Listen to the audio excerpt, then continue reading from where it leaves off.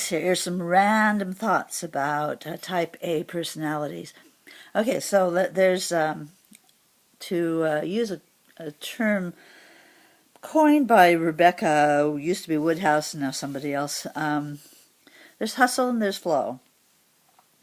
And she likes to talk about building her business on a balance between hustle and flow. So I think that one of the main characteristics that divides type A from type B people is a type B person who is sort of a manufactured type A will engage in the hustle of business because they feel that they have to. They don't really enjoy it, but they do it.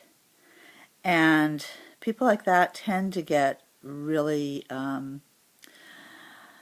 uptight because it's not natural to them.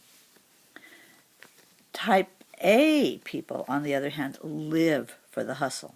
They live for it, and they have to kind of force themselves to enjoy the flow. Now, we're talking about, extremes on a spectrum. I mean, I'm somewhere in the middle. I love my times of downtime. I love the times when I'm able to just relax and be here, be present now. That I live for that. And yet, I also really enjoy. There are times when I'm working on something like this, for example, where I am just in motor mode, I am in focus mode, I am in action mode, and I love that as well. The trick is the balance. True type A's will go and go and go and go and go and go and go and go and go and go and love what they're doing and not really notice that their going is affecting people around them, especially family and friends and people who really love them and want to spend time with them. It's like, hello, we're over here, and they're over there, just boom, boom, boom, boom, boom, boom, boom, boom, boom. So we're talking about balance here.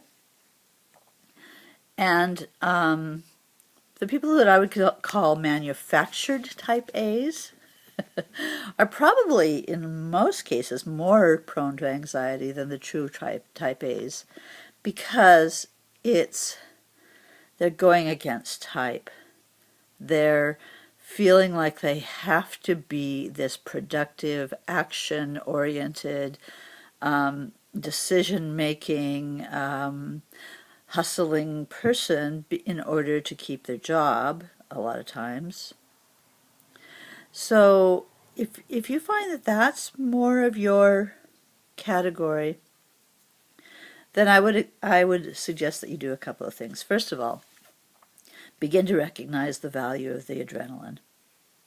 Now, a friend of mine who's truly a type A said to me one time, Lori, why do we talk about fight, flight, or freeze as though it's something bad? He said, when I have more adrenaline in my body, I find that I can focus more. I can accomplish more.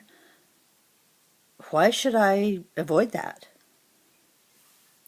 And then I ran into this story, which kind of reinforced what he was trying to tell me.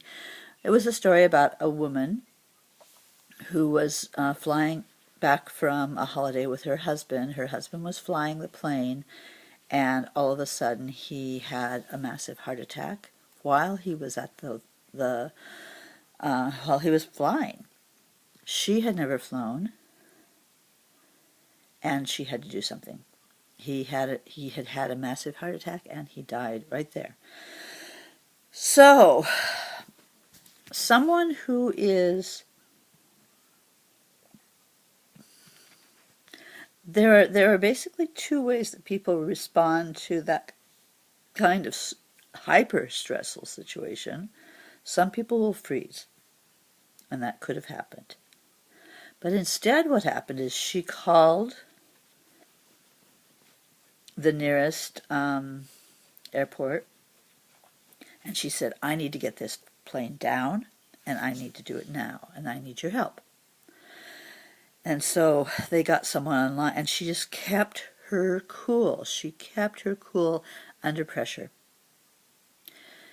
And they got someone on the line with her, talked her through what she needed to do. They had another plane up in the air with her, and she was able to land the plane and save her life.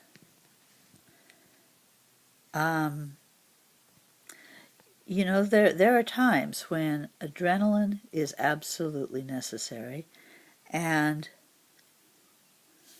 that's a really good example. So, you know, overall, there are people who, I made myself really dark here. There are people who thrive on that kind of situation, and there are people who would like to avoid it if possible. And the people that thrive are the people I'm addressing here. Characteristics that I notice about Type A people, having done thousands of massage hours for executives and school principals and business owners and middle management people, people who have a little extra money that they can spend on their own self-care. They are almost always like this. Almost always. It just is part of the territory, like this. Okay. Second of all, they are the people who will come into my room and say, "You can use as much pressure as you want," as though it was up to me. No, I'm going to use as much pressure as your body requires, and if it's a lot, I'll do it. To be honest with you, I'd rather have you learn how to relax so that I don't have to work so hard. You know, so I'm just reinforcing what you're already doing for yourself. Type A's are also the people who will talk for the first half hour. You know, talk, and then boom, they're gone.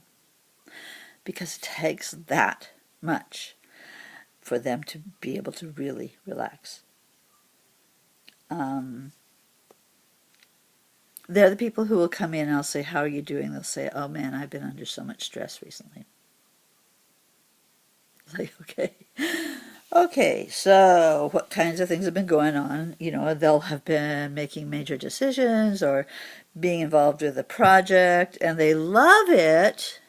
It's energizing to them, but they're not doing self-care at the same time, so that they're counteracting all of that adrenaline that is going through their system.